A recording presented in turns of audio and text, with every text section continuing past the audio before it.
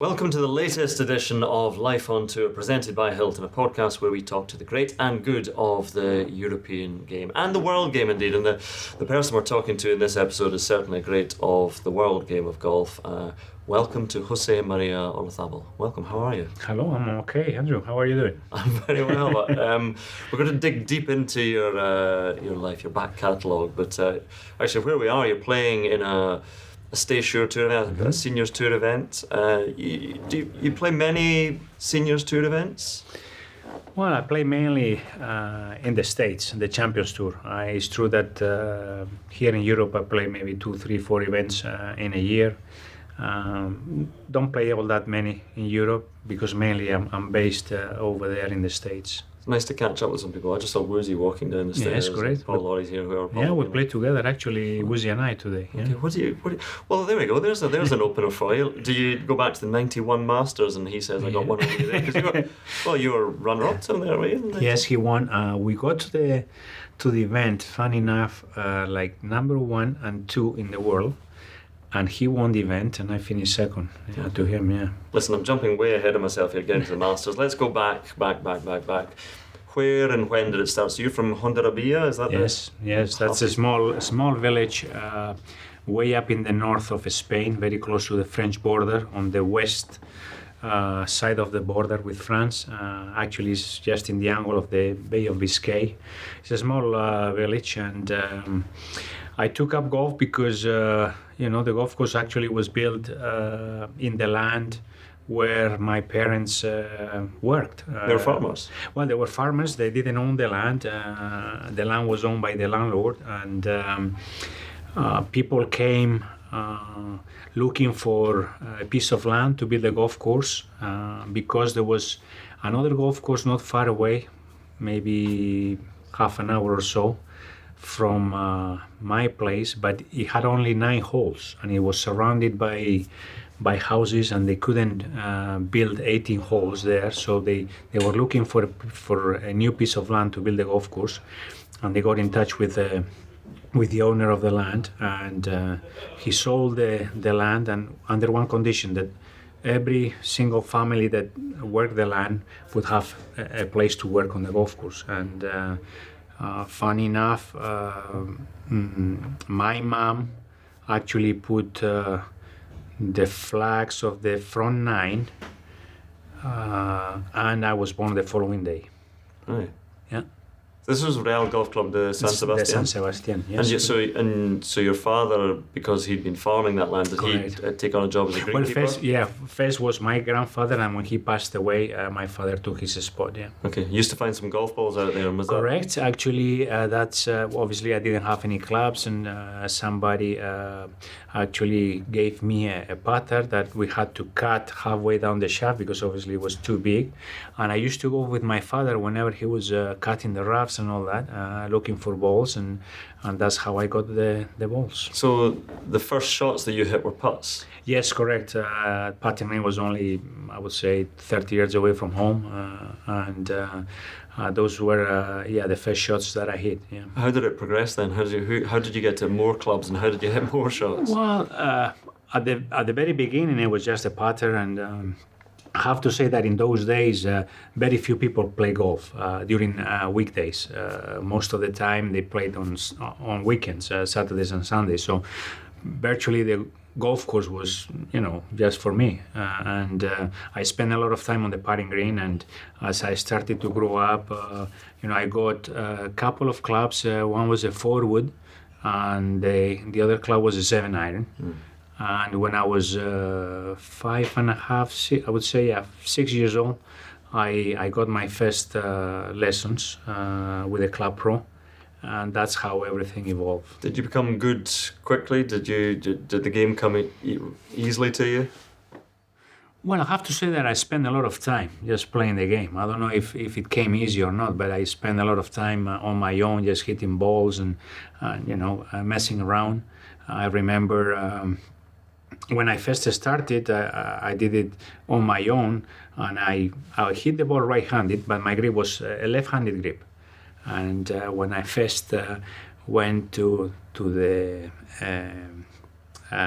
professional, to the coach there, Obviously, he looked at me straight away and said, no, you're gripping the club the wrong way. So you have to put the left hand on top and the right hand down the bottom.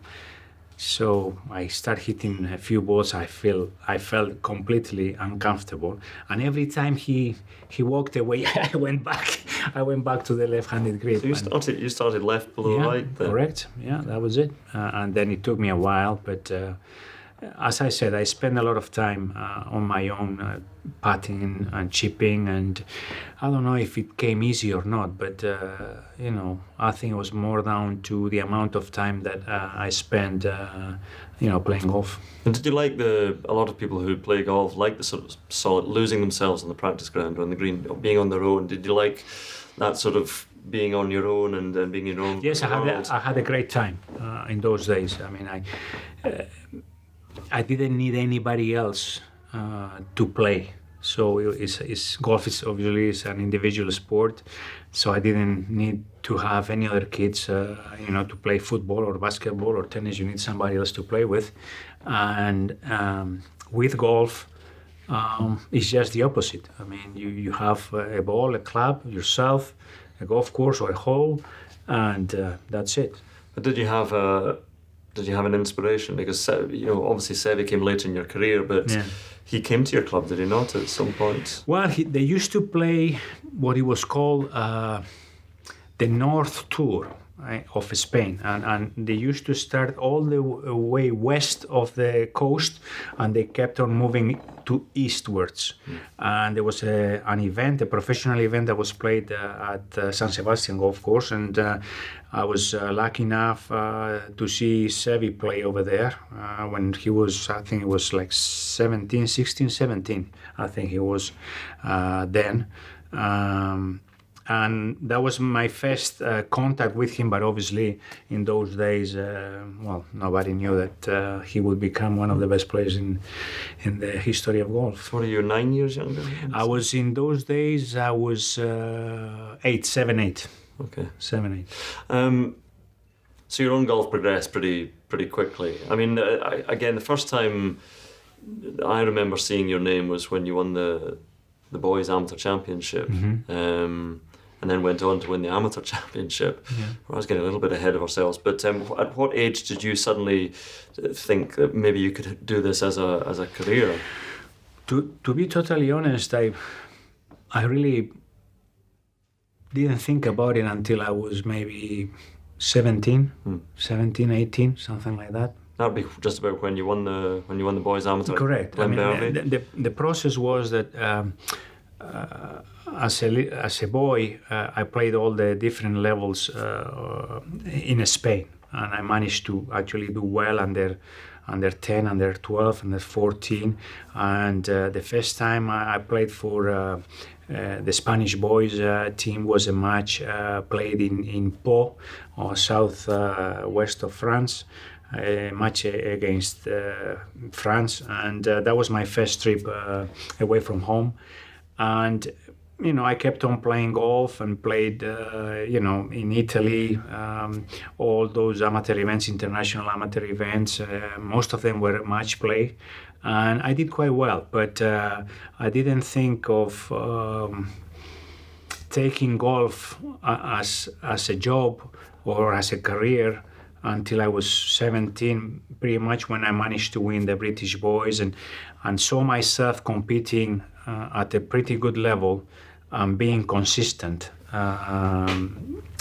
with the results. And it wasn't just Seve, there were a sort of wave of Spaniards coming after Antonio Garrido. You had Rivero and Pinero and José María Olazábal. So they must have been people who you thought, well, if they're doing it, then I can do it. Well, the thing is, in those days, golf in Spain was never as popular as it is today. So we didn't have much information of what was going on in the world of golf. Was it seen on TV in Spain? No, not at all. Not at all. Actually, to give you an example, when Seve won the Open Championship, his first Open Championship, the last day, on Sunday, the TV in Spain was showing the Open Championship, and all of a sudden, 9 holes to go, Seve having a great chance to win the Open Championship, they cut the feed and they show a horse race. So that's how important golf was in those days. Was it a big horse race? Well, no, just one of those horse races in Madrid. That was it. Oh dear. Anyway, so I mentioned you won the boys amateur, and at this point you're beginning to think I might be able to do this. And then winning the amateur championship at Formby. I mean, there can't have been many finals featuring two bigger players than you and Colin Montgomery. Although Monty wasn't a great player at that stage, but you sorted him out. But can you remember much about that final? Oh yeah, I remember a lot of it. I played I did all kind of things to Monty, poor Monty, I have to say. I mean, he always reminds me of how many putts I made that day, how many chips in I made that day. I chipped in like twice, I think. I made putts from everywhere, and at one particular moment, we were playing a par 4, short par 4, and we both hit the fairway. I think it was the 10th. I'm not sure if it was the 10th or some other hole. And the green was elevated, and we could only see the flag. We couldn't see the surface of the green. And the green was surrounded by mounds, like an amphitheater situation. And Monty hits the second shot. I think it was a wedge. And everybody went crazy, So I thought, well, it must be really close. So I hit my second shot, and people were even louder. And I said, well, that's pretty good then. So when we got up to the green, Monty was walking in front of me, and he was just stretching the neck, looking at the situation, and there was only one ball on the green. And all of a sudden, I thought, wow, I might have held it, and actually I did. So, I mean, it was one of those days. The final was played to 36 holes, and I have to say that I played extremely well that day. Yeah. So again, that now you realise that you want to be a professional golfer. Yeah, well, at least that's what I said to my parents. I said, listen, I would love to really give it a try. Maybe, I don't know, 2 or 3 years, and see if I'm good enough or see what happens. And it's hard as well when you're trying to make it and you're not coming with a silver spoon in your mouth and massive financial backing. Correct. You've either it's sink or swim. You've got to make it, otherwise there's no real financial fallback for you. Correct. That was the scenario in my case. I come from a very humble family, and my parents didn't have any money to pay, for my expenses and all that. So I really had to do really well. And the good thing in my case is that after having a good amateur career, I went to play the school in '85 at La Manga, and I managed to win the school. I got the number 1 spot, so I was guaranteed to play, most of the whole '86 season, and that opened the door for some contracts, and that obviously made life a little bit easier. But do you think having the sort of modest background and no massive financial support, does that give you an extra drive to succeed? It was not just the lack of not having a good, solid financial situation. I think it was more down to prove myself that I was good enough to compete at the highest level. I mean, that was what really drove me at that time. I wanted to prove myself that I was, as good as anybody else. And was it ever a case as well of trying to prove that you belong? Because we know a lot of golf is a very exclusive level of society, and you would come in, and perhaps Seve did as well, as a bit of an outsider coming from as I say, more modest means that you've got not a chip on your shoulder, but you would say, no, I belong in this world. No, that was never my drive. My drive was to be the best player I could be, to improve my game, and to give myself the best chance to compete against the best in the world. I mean, that was my drive. All those other things, didn't bother me at all, or they were not in the back of my mind anyways. You won a couple of times on the on the European Tour once you got there in 1986. Yeah, correct. So again, that's another stepping stone when you realise that you can win. Yes, but before I won in Cran-sur-Sierre, which was my first victory on the European Tour, I have to say that I had, like 2 or 3 chances to win. Fulford was one of them, and you start asking yourself questions. When you put yourself in a situation to win and you don't, you start questioning yourself. Well, do I have what it takes to win out here? And I remember I was very nervous playing the last few holes at Cran-sur-Sierre.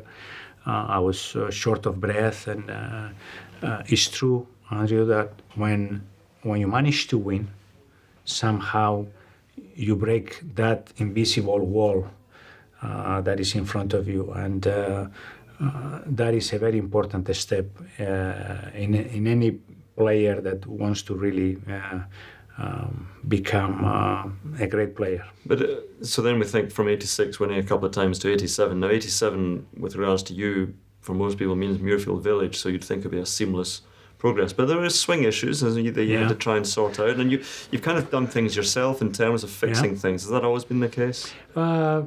Not always. I had my local coach at the home course that kept an eye on me until I was, I would say, 17, 18, until I virtually turned professional. And it's true that I got in touch also with John Jacobs, because John, the Spanish Federation used to get John to go to Madrid and to teach a group of professionals around Spain. And at the same time, the federation brought the top amateur players of the year to be there and to listen to what John had to say. So for a while, I worked with John Jacobs also when I was on tour. Yeah, and John Jacobs, again, many people listening will know he is perhaps the most venerated coach of a generation, and very old school. But I mean, you must have been just soaking in all this information all the time from John. Yes, I mean he was very simple, and I like that, to be honest, and but very effective. He explained everything, really in a manner that anybody could understand what he was trying to pass on to you, and in that regard, he was a fantastic teacher. And on top of that, he was the man that actually, thanks to him, the European Tour pretty much is what it is today. Yeah. The Ryder Cup as well, obviously a huge part of your life. I should ask you your dancing coaches. No, that's Muirfield Village. I mean, Muirfield Village was incredible, because after the long-awaited win in '85, to win on American soil in '87, it must have been a magical week for you, in Concord and everything, and Jacqueline, and just the whole week with you and Seve. Well, I mean, I was a rookie. I was 21 years old. I mean, I had never seen the Ryder Cup before. And to be part of that group of players playing, at the Ryder Cup in the States, I mean, that was, overwhelming, to be honest. I mean, it was, I didn't know what to do, what to say. When you are 21 years old and you sit on a room with Tony Jacqueline as captain, and you look around you and you see Nick Faldo, Sandy Lyle, Uzi, Seve, and so on, Bernard Langer, and all of a sudden you're thinking, what the hell am I doing here? It was a fantastic week. Everything went wonderfully well. As you said, we flew on Concord. That was Tony's idea. We had cashmere sweaters, and at least I felt like a king, to be honest, that week. And I mean, the partnership with Seve was sort of obviously a natural fit, but when did you know that was going to happen? Well, I mean, I don't know if it was a natural fit, but I think if you ask Tony, Tony had some questions about me, because I didn't have all that of a good year in 17. I didn't play all that well, but I managed to make the team, and I think he had some doubts about me, being 21, playing in the States. I don't know. I mean, that's what Seve told me. And at one point, Seve approached Tony and said, "Tony, don't you worry. Just put me with Jose. We'll do well." And did you feel when you were playing with him that, I don't know, because he was such an inspirational player, and in particular in the Ryder Cup, did you feel with him almost unbeatable?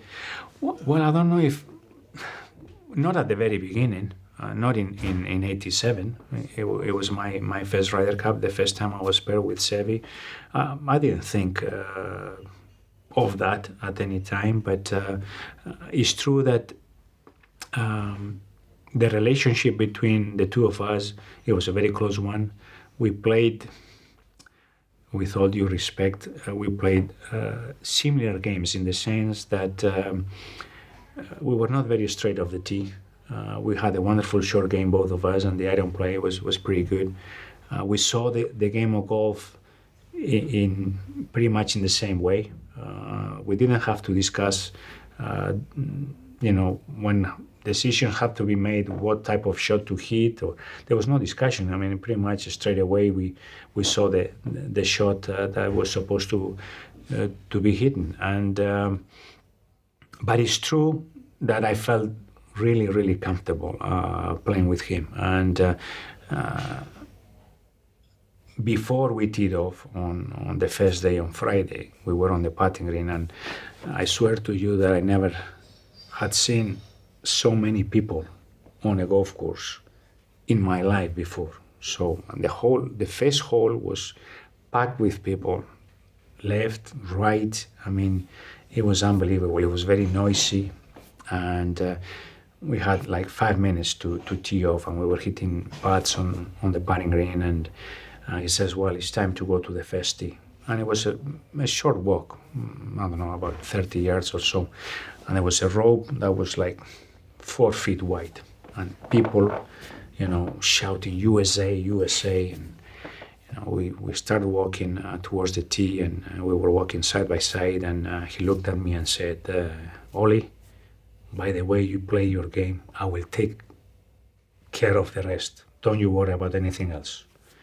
Well, I mean, and that was it. That was the story.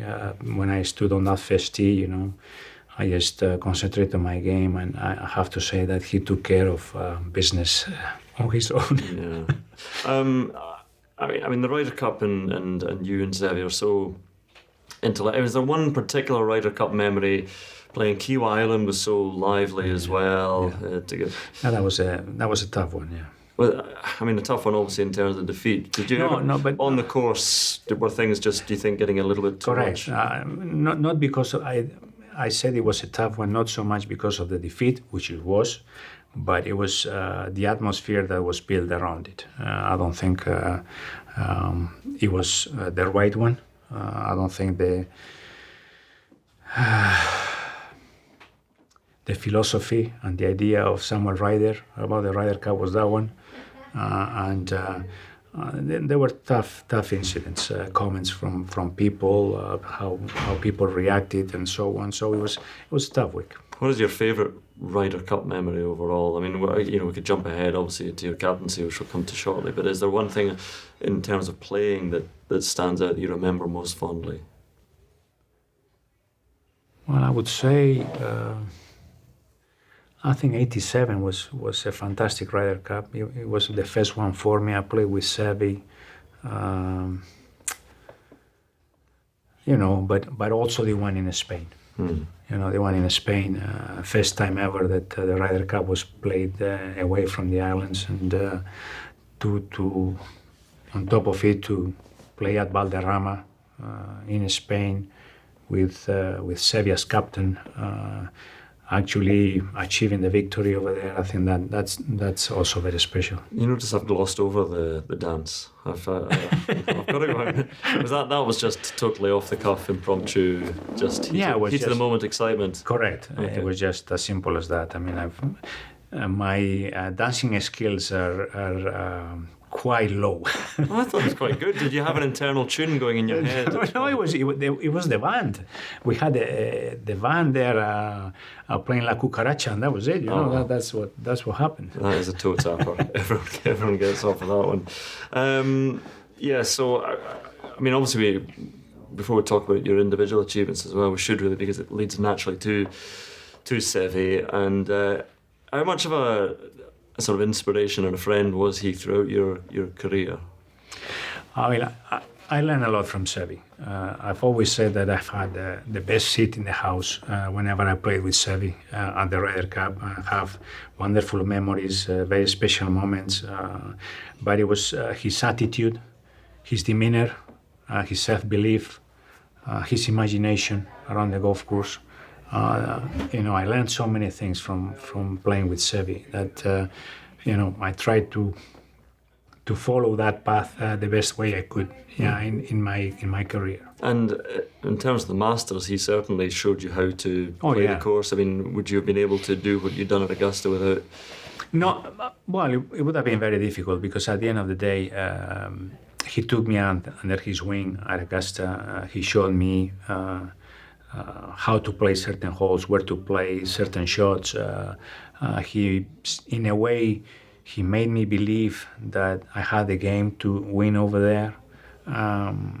And to be totally honest, I don't think I would have done so well at Augusta if it wasn't for all that information or learning experience that I had from Seve. What did you think of Augusta the first time you saw it? Because obviously you'd won the amateur championships. What were your first impressions of the place? Well, I think it was pretty much like heaven for any golfer. I remember the first time I went to the driving range. The conditions were so perfect, so pure, that I dropped a few balls on the ground, and I had a sandwich in my hands, and it took me like 15 shots to hit the ground. I didn't want to spoil that perfect turf over there. So, and then when I played the course, the first year, obviously, it doesn't matter if you are done well as an amateur. No amateur player is really prepared for what Augusta gives you. Greens, speed on those greens, the imagination you have to hit certain chips around the area. So I didn't do well the first year around in 85,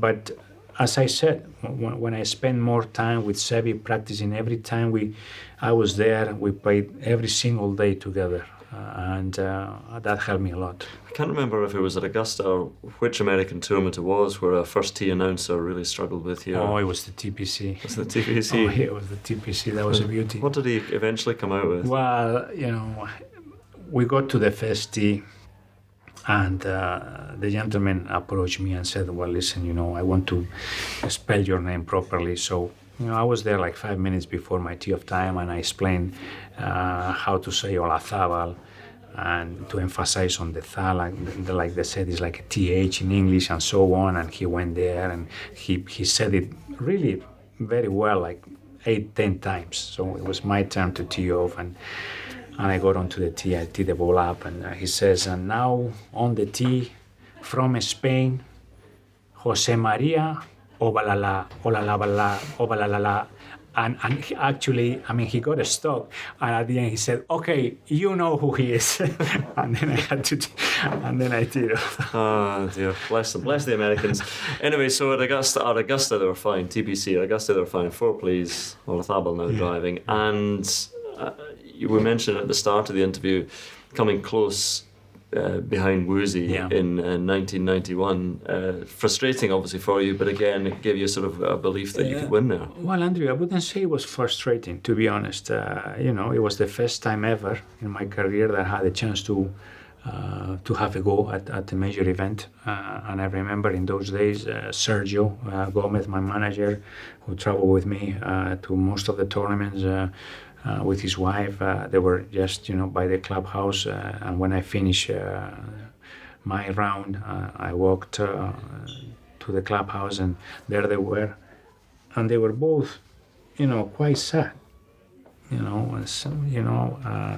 Actually, Sergio's wife was crying, and Sergio was, what a pity, this and that. And I looked at them and said, listen, I'm really happy with the situation. I showed myself that I put myself in a situation where I can win a major event that gives me, self-belief that, if I keep on doing what I'm doing, I will have more opportunities.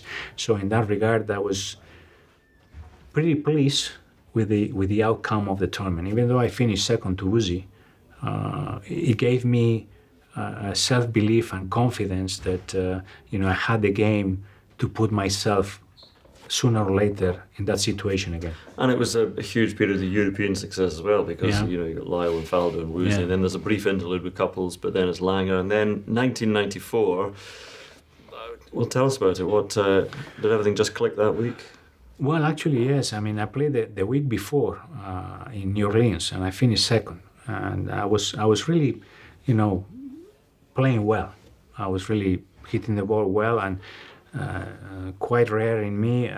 Actually, I was even driving the ball well. And Augusta in those days obviously was not as long as it is now. Fairways were a little bit wider. There was no so many trees so close to the fairways, and there was no that second cut. Greens were really hard. Well, I think in a way it played to my advantages. You didn't need to be long off the tee or extremely accurate, but you had to be really sharp with your iron and your short game. And when I got there in '94, I was feeling really comfortable with about my game. Yeah, I mean, 15th has been quite good to you over the years at Augusta. Yes. That was a key part in coming down the stretch there, wasn't it? Yeah, well, especially that year, yeah. I took a gamble, I have to say, on Sunday. I was in between clubs, between a 4-iron and a 5-iron onto that green, but the greens were pretty firm. And I didn't want to hit the ball over the green because I knew the chip was going to be very treacherous. And I took a gamble. I went with the 5-iron. I hit it as hard as I could. And when I hit it, I thought it was going to be perfect. I thought it was going to carry that edge of the green with no problem. But the ball just pitched on the edge of the green and managed to stay on that first cut on top of the slope. Yeah, and that was a big change. Yeah. What was the feeling because people talk about when they win their first major, it's something they've wanted for so long and it happens, and it's almost not jubilation or exultation. It's just, I don't know what the feeling is. I raised my hands, and that's how I felt. I've told the story quite a few times to family members and friends, and when everything was over, I had a sense of relief. When I imagined myself winning my first major, I thought it was going to be, as you said, total jubilation, explosion of joy and so on. But when it happened, it was more of a sense of relief. Well, I've done it, I've achieved it, finally it's mine. And I remember when everything was done and over, in those days we used to attend dinner with some of the members of the club. So I drove back to the house we hired, and when I go there with the car, I turned the engine off and I sat down in front of the car for like 10-15 minutes before I went inside the house. And I was trying to recollect on what had happened that day. And I actually asked myself, well, is this it? I mean, I just won a major at the Masters, and is it? I mean, I didn't feel that joy, that jubilation, that happiness, and it was one of those moments. I don't know. It's funny. It's something David Duval talked about after winning the Open in 2001. It's kind of an is this it feeling. It's a strange thing that none of us know about, but it must be a very odd thing to experience. Well, it was odd in the sense that I imagined myself jumping up and down and having a huge smile in my face and telling everybody I managed to win the Masters and all that. But when it happened, it was just a that other feeling. It was strange. So do you understand some people who can't kick on and then win another major? Because what did something change in you? Did you become? No, it didn't change anything in me. I have to say that as weeks went by, I realized that how special it was, how big of an achievement it was. No, it didn't change anything in me. No. I was still eager to win more. Then problems come in 95, 96. Yeah. Can you remember the first time you felt, was it pain in your feet that was the first manifestation of it? Yeah, it was in my big thumb, on the first joint of my big thumb, and I was playing the German Masters. This was in your toe, the pain? Then? Yeah, correct. Yeah. In 94, after, just finishing the season. It was in Stuttgart. And, that golf course is quite hilly. And I started having some issues, especially on the last few holes, where I couldn't really put any pressure on my feet. I went to see different doctors, and finally I got a little surgery done to it, and the doctor said, well, we should be okay in a couple of months' time or so. And I started playing in 95 after a good break in winter time, and the pain came back, and I remember that I barely could finish the round of golf, and I really struggled. I was under a lot of pain. I remember, starting the rounds quite decently, having a good score, but by the time I got to the 12th, 13th hole, I was in such pain that I always, ended up, putting, a few bad swings and shooting pretty badly. I remember reading at the time, and you were like 29, 30. Correct, yeah. I mean, but there were tales that, you were basically crawling for... Well, that was afterwards. In 95, I had to stop playing. Actually, I talked to Tony Jacklin. I said, listen, I'm not going to be able to make the Ryder Cup team. And I stopped playing in September, late August. And the situation got worse, where in 96, I couldn't walk at all. I couldn't stand on my feet. I remember having to crawl to the bathroom, and whenever I was at home, I was on the couch, and it was so bad that if I had to stand up to do whatever, either if it was going to the bathroom or just trying to get a glass of water or whatever, I delayed as much as I could that moment because it was so painful. So, did you think at that time, again, you were still a young man, that the golf might be over? At the end of 96, to be totally honest, after watching the European Tour on TV and seeing, my peers playing golf and winning events, at one stage I thought, golf was over for me. Yeah. Without stating the obvious, how low did it get for you in terms of you thinking something else to do, or just the golf's being taken away from you?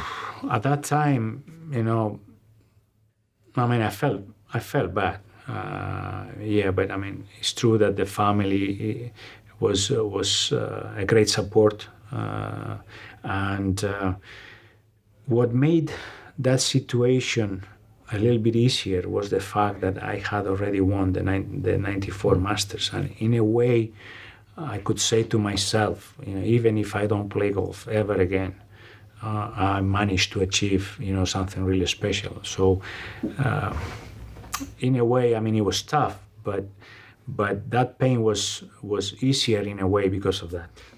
Just remind us exactly of the diagnosis, because there was initial misdiagnosis, and then you go to see Hans Müller-Wölfhardt. Correct. So how did it start to improve? I went to a bunch of doctors, and they all thought it was some kind of rheumatism, and I took medication for it, but the situation didn't improve at all. For months, I spent doing a year or so taking the medication and with no improvement, and it was one of those stories where all of a sudden somebody called the office saying that he played as an amateur with me he belonged to the German team, and he was working for Adidas in those days. That they could maybe help by building special shoes to avoid those pressure points on my feet, and see if by doing that they could help my situation. And we agreed, and I flew to Munich. And when I landed in Munich, actually the guy said, "Well, listen, we do have a wonderful doctor here that's wonders with athletes, and we got an appointment, so you can see the doctor. Do you want to do that?" And I said, "Well, I'm here. There's nothing to lose." So we went and see the doctor, and I was going just for the day. And when I saw the doctor, he said, "Well, could you stay for a few more days? I would like to do a bunch of tests with you." And I said, "Okay, well, we'll do so." And I went through different doctors. I get an MRI done, and blood tests and things like that. And after 3 days or so, I got back to him, and we had a meeting. And he said, "Well, I believe they got the wrong diagnosis, and I think we can actually solve the situation." So that was the scenario. If you heard some voices in the background there interrupting José María telling us this very important story, I think it was Paul Laurie just shouting loudly, because that's what he does. So here we are, Seniors Tour event, and that's what you get, Woozy wandering behind, Paul Laurie shouting loudly. Anyway, it must have been just such an enormous relief to feel the pain going away and realizing that you can play golf again. Well, it took a while, to be honest. It took a while. He was very straight to me and said, "Well, it's going to really take a while until you are pain-free again, because all your nerve system has been affected by not walking properly for a year and a half. You've lost, your muscle structure and all that, and it's going to take a while." But it's true that I spent a few months over there in Germany with the physio team that he has, and with all the work that we had to put in. But it's true that I was able to play a few events in '97 in a row. Usually I used to play 4 events in a row, but because I still felt pain in my feet, I used to play like maybe a couple and then take a couple of weeks off and work on my feet again and so on. But it was great to be able to play golf again. So, getting into the '97 Ryder Cup team, that was touch and go. In fact, Miguel Angel Martin, who coincidentally I think is he's around here. Yes, correct. Yeah, because he was injured, he was so close, he was in the team and so close, but you got in eventually when he had to drop out. Correct. That was a massive Ryder Cup for you to be involved in, because it was Valderrama, because it was Seve. Yeah, it was, as I said before, and that was a very special Ryder Cup, having Seve as captain, being played in Valderrama. But not just by that. I went through a lot of emotions that week. Obviously from seeing yourself not being able to play golf ever again, to see yourself, playing the Ryder Cup. I went through a lot of emotions that week. It was a wonderful week, but at the same time it was a tough week, and I think it showed at that press interview.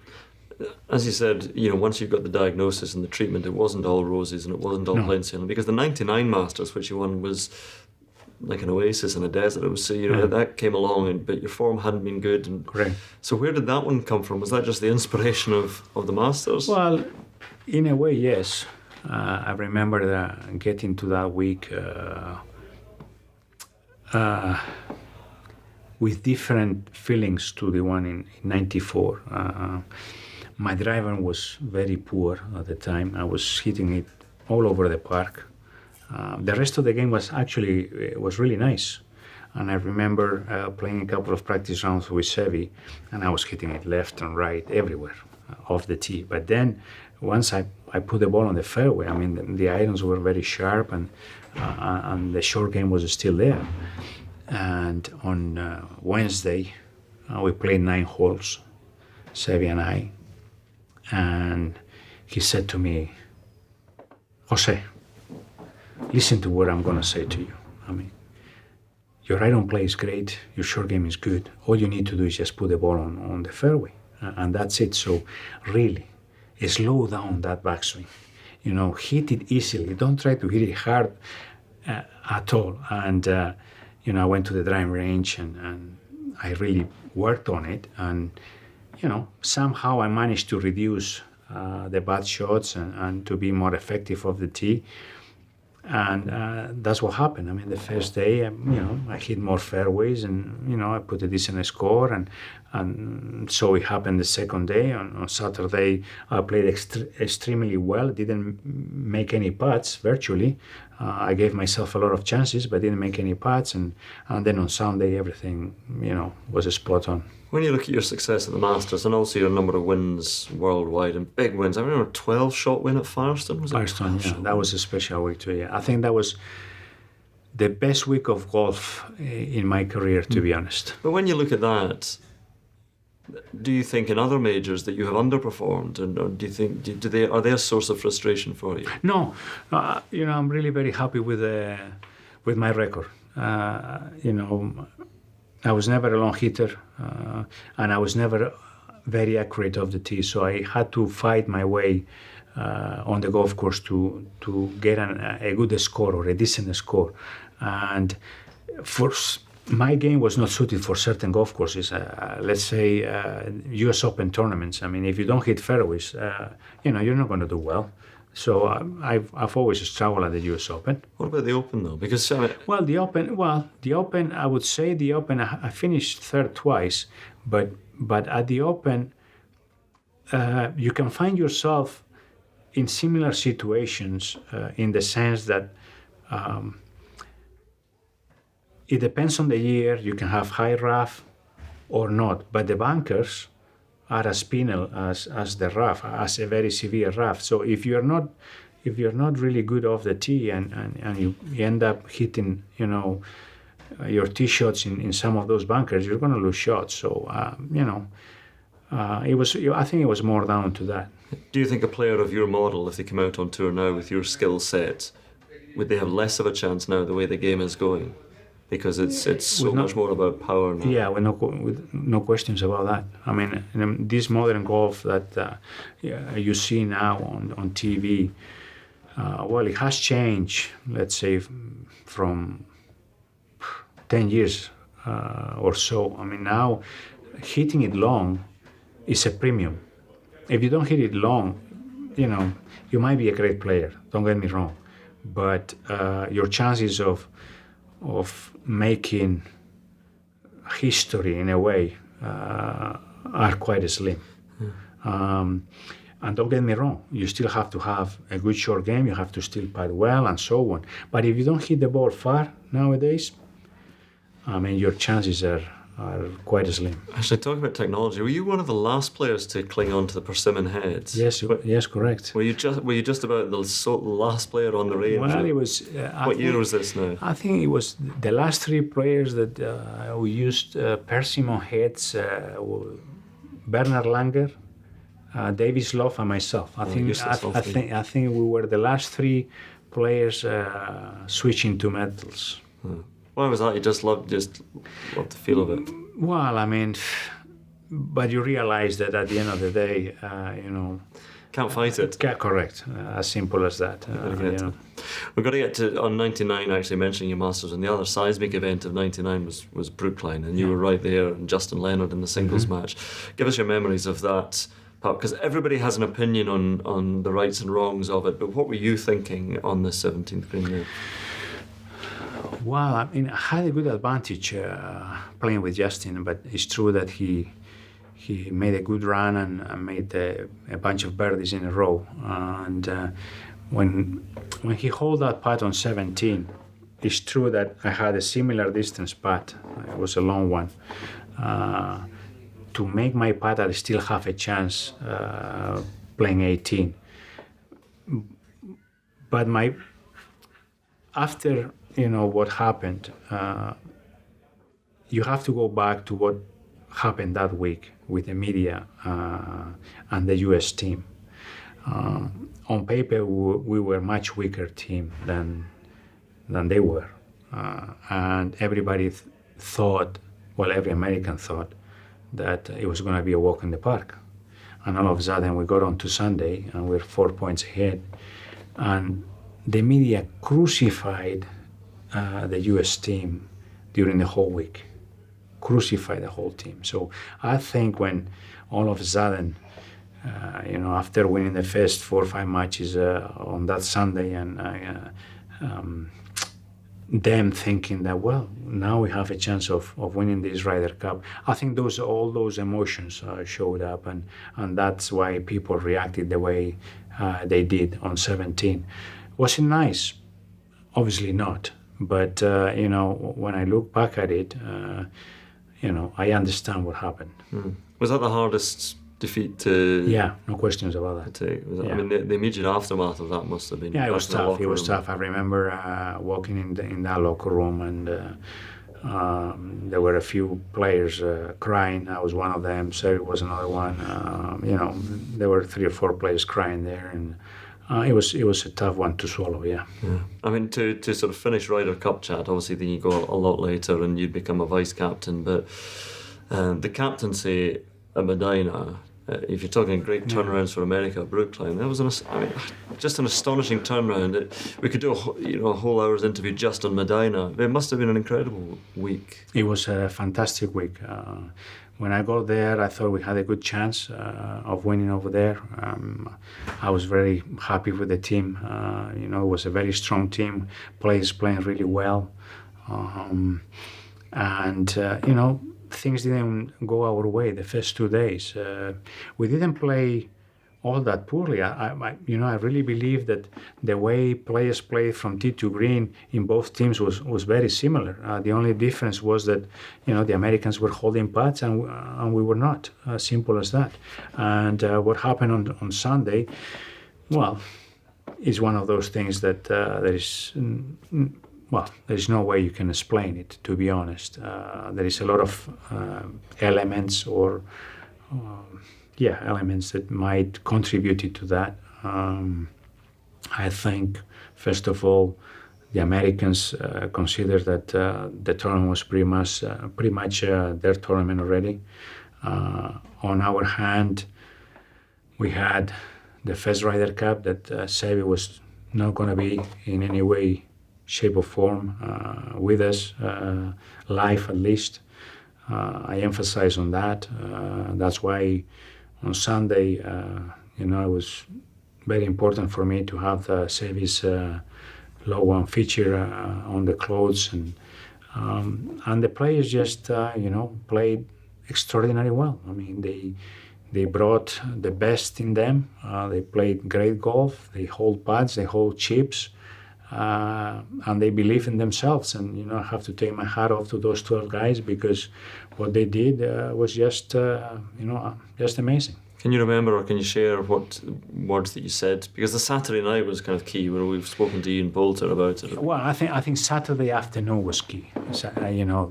We were 4 down, and the afternoon session we were not looking good most of the day, and all of a sudden the way how things turn around with Ian, it was just amazing. The way he celebrated on 18 when he turned around and looked at the rest of the team there, and I think it transpired to every member of that team. They made them believe. He made them believe that it was still doable. There was still a little chance. And on that Saturday, we went back to what happened in Brookline, 4 points ahead, and I talked about self-belief, playing with no fear, and Seve, and that I was really proud of them, and that we still had a chance if we had a good start in those first few matches, that it was still doable. Can you remember what you said at the closing ceremony? The line about not all men die. Yeah. Was that? I mean, that very special and emotional line. It had been an emotional week. I remember Seve always talked about destiny. Do you kind of share that belief in destiny on a golf course or in sport or in life? Well, listen, I mean, it's very difficult, obviously, to prove that. But when you look at what happened on that Sunday, there is no any explanations for it. But obviously, I want to believe that in a way, Seve was there, Seve was present. It was present in every player in that team, and somehow all those players played in a way the way Seve played most of his career. How difficult were Seve's fights up until 2000? It was tough. It was tough. I mean, it was a long fight as well, and it was a long one, and it was a tough one. I remember, visiting him a few times at his home, and you could see the slow deterioration in his health, and it was hard to watch. Very tough. Yeah. And a cliche, but he has always come across as a big brother figure to you. And again, I remember the BBC Sports Personality Lifetime Achievement Award you presented it. That was two brothers talking to each other. Yeah, it was very tough. Yeah, because we knew pretty much what the outcome was going to be, and it was going to be just a matter of time. But he kept his spirit until the very last moment, and those moments are moments that define a person and make you see life from a different perspective. Yeah. What do you think of now in terms of playing? We go from talking very emotionally about Seve to considering the rest of your career, because golfers have long careers. Long careers, yeah. Long careers. I don't know if that is good or bad. Well, because some players thrive at, in the Champions Tour, the Seniors Tour, but what are your sort of off-course concerns going? How many sort of business things do you have? What do you do to occupy your time? Well, I'll tell you what, I mean, I enjoy a very relaxed life. I love hunting with my father. I love walking up in the hills and so on. So I love home in a way. And in that regard, as years go by, it's tougher to travel. Your body doesn't hold as well all those hours on planes and airports and things like that. So I try to make the best of home as much as possible. And in that regard, I'm a very relaxed guy. I can spend days in at home, just maybe watching some sports or just playing a few holes with a friend, and spending time with family. In that regard, I'm quite easy. I do golf course design, and that's another thing that with time, as you get older, you look at it as something to do in life that is related to golf. And when I am at home and you see a group of kids hitting balls, and I approach them, and if I can give them any advice, I mean, that really fulfills me. But it's interesting, you talked about, in the late 70s when Seve was winning his first Open and the TV coverage cut out, and golf, strangely, despite Spanish success, wasn't huge in Spain. No. But is it bigger now? Would you get... It is, yeah. And yeah. you would get recognised wherever you go. And well, yeah, true. Do the children know who you are when you're offering them tips? Yes, okay. Yes, they do. And in that sense, the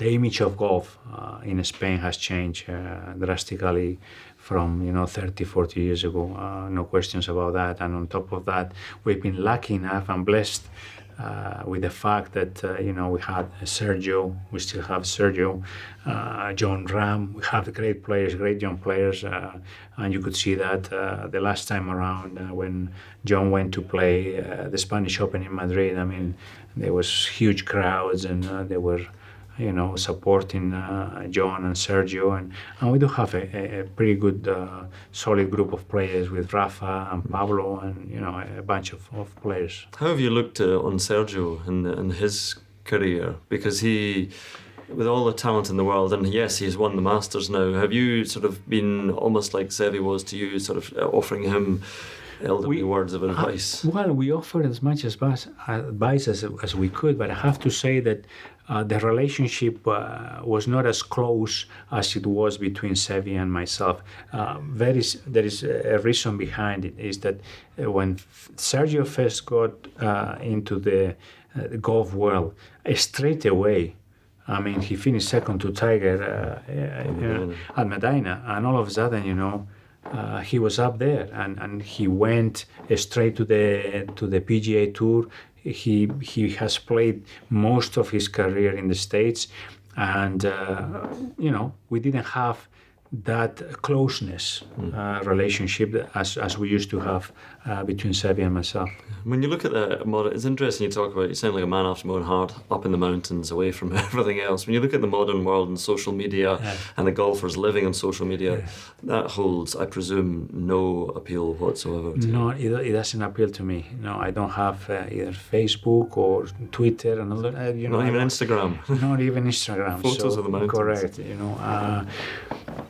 I was raised, when I was an amateur, I managed to play a few tournaments as professional events, and I shared rooms with Cañizares, Rivero, Piñero, and so on. And in those days, you practice in the morning, play 18 holes, had lunch, practice a little bit in the afternoon, and by 3:30, 4 o'clock in the afternoon, you were done. And we used to go back to the house we hired or to the hotel, and we used to spend the rest of the afternoon either chatting, telling stories, or playing cards. Now it's a completely different world. You have players, with, a personal trainer, coach, mental coach. They have to go to the gym as soon as they finish the day, or even before they start playing golf or warming up. So, and then you do have, these wonderful phones where you have, absolutely everything, and you can actually enter a courtesy car to go from the golf course to the hotel, and you might spend, 25 minutes, 30 minutes in a car, and the guy next to you is just, that half an hour is just watching a phone. As it used to be talking. Well, we used to be talking, yeah, correct. So Tiger Woods, I did want to talk about Tiger Woods, because especially where you were with your injury as well, a different type of injury, but similarly people would say you were gone. Well, limited injury anyway, so and so very limiting injury. Yeah, did you believe that he could come back if he got listen, if you ever can get hold of my answers to that question through his whole period, I've always said that it was just going to be a matter of him getting back to being good physically. I mean, the rest I had no doubts. I've played with many great players, but Tiger had something special, and I knew it was going to be just a matter of him being healthy. If he was healthy again, I didn't have any doubts that he would do well, and he would have chances to win more majors. I get the impression from talking to you that if you had, you've had your success, but if you wanted to win more and more majors, of course you did, but you wouldn't envy him his lifestyle because you had no privacy. No, I mean, that's true. I mean, once you get to that level, it's true that sometimes, you cannot really actually go out like we do to a restaurant to have dinner. You have to pretty much book a private place and have dinner and so on. So I don't envy that part of that life. Right, okay, now I was going to ask you what you do when you're not playing. I have done, but so you're up in the mountains with family. for some reason we discovered you're a fan of the Discovery Channel. Is that right? Yes, I love those programs about animals and nature, and yeah. I think they're taking over the PGA Tour Discovery. I think they own the PGA Tour. And a fan of pop music, I'm told. Well, music in general. Music in general. Okay, pop music sounds like you. Yeah. I'm a terrible dancer, as you know. But, It's clear. Anyone in particular in pop music wise? No, well, in my days, obviously, Joe Cocker and Tina Turner, and I mean, in those days when I was 15, 16, I mean, they were rocking. So okay. Right, now we've got Hilton quick 9 questions for us. These are quick 9 questions, just nine very quick holes here. So who would be in your dream 4-ball? Tiger, Seve, and Monty. Jack. That's it. You've made the 4-ball. You can't. You're included in the 4-ball. Okay. All right. Okay. Yeah, you're right. Okay. Best city you visited? Oh, there is a lot of them. My God. Where would you like to go tomorrow if you could fly in any city? Carmel. Little, not big city. Carmel. On the Monterey Peninsula. On the Monterey Peninsula. Nice. If I had a chance, to spend 3-4 days without playing golf, just being there, just walking up and down that beach and seeing the sunset, that would be a good one. There we are, 2 down. Favourite Ryder Cup memory? Sort of covered this, but one memory of all? One memory of all, I would say between 87 and 97, either of the two. Okay. What's the first thing in your suitcase when you go on holiday? On holidays? Do you go on holiday? I've never been on holidays, bloody hell. Okay. You're a staycation man. Well, stay at home. No, pair of boots. Good boots for walking? Yeah, correct. For hunting. 94 or 99 Masters win? Without question, 99. Okay. Favourite club in the bag? Putter.